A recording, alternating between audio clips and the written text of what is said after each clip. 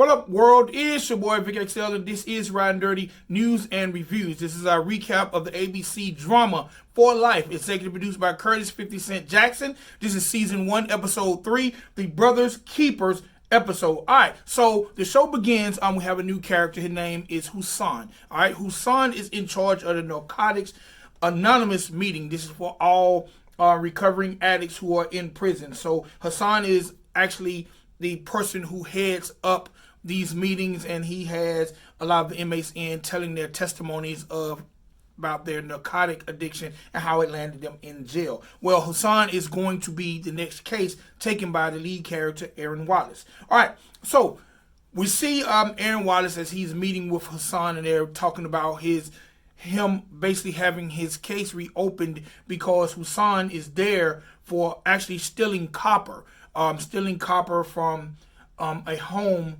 that someone was living in, and this was Hassan's third strike. All right, so the odd part about Hassan has a brother that's a New York police officer, actually in the Queens district. So Aaron definitely knows that it'll be a big feather in the cap of Hassan if his brother will come to the new trial to actually testify on his behalf. Hassan definitely tells Aaron about the hardship between him and his brother, and all they can do is roll the dice, and hopefully his brother will come in and testify, and possibly help get his sentence lightened, since he's already done so much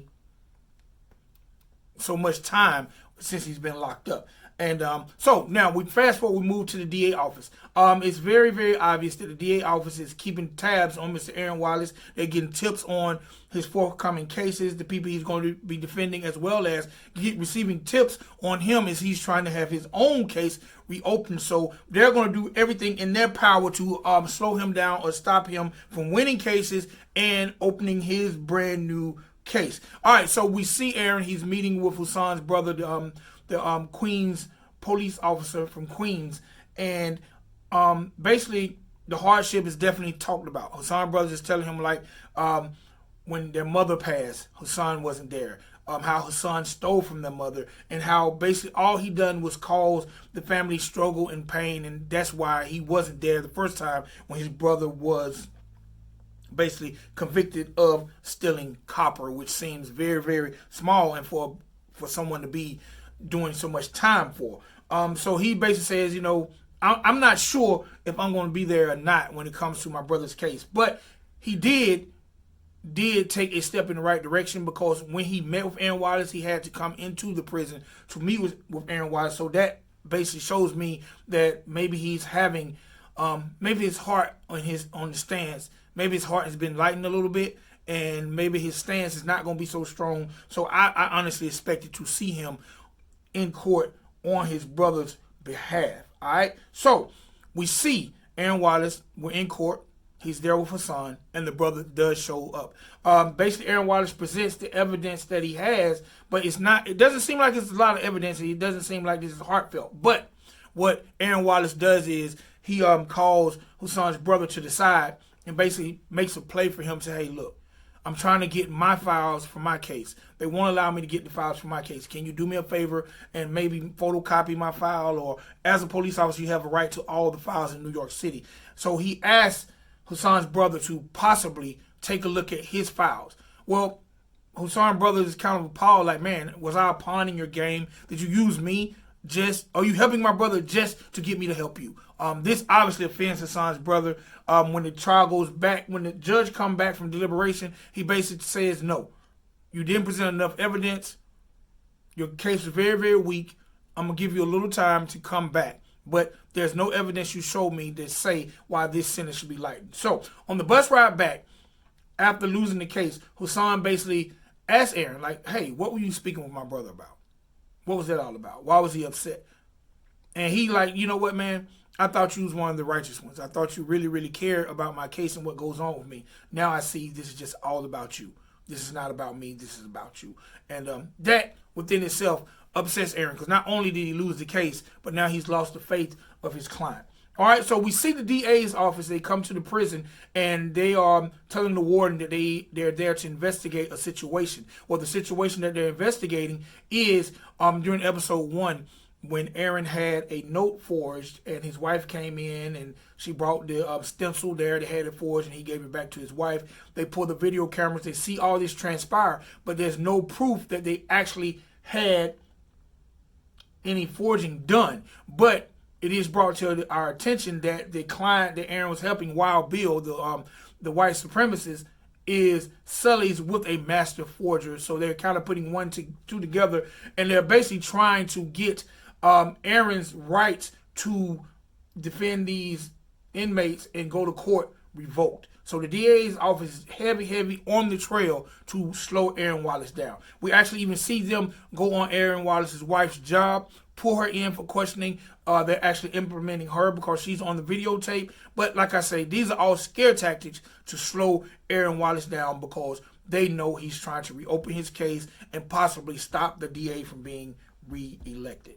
All right, so as we see Aaron as he's trying to come up with more evidence about the case on Hassan, he realizes that the gentleman that they say was occupying the house that Hassan stole the copper from, he wasn't a resident there. He also was homeless, and maybe every now and then he slept on the property. So in actuality, Hassan didn't break into a home that someone was occupying. He actually broke into an abandoned building, which wouldn't carry so much time and it wouldn't violate his second offense, especially for an offense like stealing copper.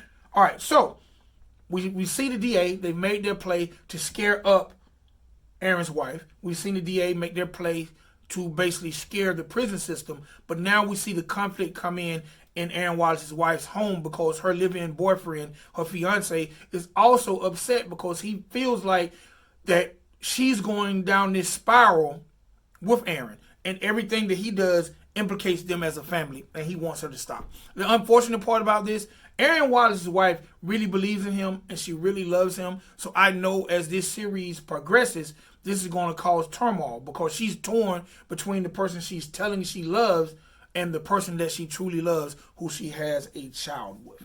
All right, so back to court we go. Aaron Wallace is here for a second time to defend Hassan. His Hassan brother takes the stand and gives his testimony about how when his brother was brought into court, he was out of his mind, how his brother actually signed a plea deal before he even came down off his high, and how his brother really needed to be recovering more so than given the harsh amount of time that he was given. But also Aaron introduces the information that the ID found on the scene by the person occupying the space was an ID of a person who's been deceased 6 months before the actual incident occurred. So that all leads to basically saying that the New York Police Department didn't do their due diligence in investigating the crime. They was more interested in giving out the time. So basically they got a confession signed by the gentleman before they properly investigated. Because had they properly investigated, they would have knew that the gentleman occupying the space didn't live there. The ID that they found on the scene belonged to someone that was deceased that wasn't even a resident of that place. So Aaron actually wants them to reintroduce the case to find out who was the occupant, and the amount of time that the person occupied the space, which the judge adamantly denies. He basically tells Aaron, look, I like the effort that you gave when you came back into court. I can tell you did put more time into the situation, more time gathering your data, but you should have done this at the beginning. To me, this whole thing seemed like they're just torn with Aaron Wallace, and they want to see how good of a lawyer he is, but I don't think any of the judges are interested in having him win any cases. So when it comes to that, we've seen the show for 3 weeks. Aaron Wallace has won 1 case. He's officially lost 2 cases. All right, so Aaron, as he's now back in prison, he's soaking over his second loss, and now we see him meeting with the warden, who now informs him that, yes, the DA did come. Yes, we know what you've done. We know that you forged these situations that no one can prove it. And why did you do this? Why did you do this? And what's your angle? And Aaron basically tells the warden that, listen, if you want me to help you, if you want to know about the drug trafficking that's going on in this prison, And I'm not talking about drug trafficking when it comes to the prisoners and the inmates. I'm talking about how the guards are actually helping out this situation. Then you're going to have to trust me and trust my intel. But also, in trusting my intel, you're going to have to back off and back me when it comes to these cases and me attempting to get my case reopened. And we don't get a yes from the warden, but we definitely see that she's kind of at Aaron Wallace's mercy because she wants to clean the prison up more than anything, and Aaron Wallace wants his freedom. All right, so as the show ends, Aaron Wallace's wife is there to visit him, and she has an unexpected package. Well, guess what? This package is Aaron Wallace's police file, his case files that the police office, the police department, and the judge wouldn't allow him to have. But Hassan's brother had a change of heart, went and photocopied the files, and took them to Aaron Wallace's wife, and he was able to see that Aaron does have a family, a loving wife, and a daughter. He left the files on her doorstep. She's now delivered them to Aaron. So we see now Aaron has ammunition to fight his case.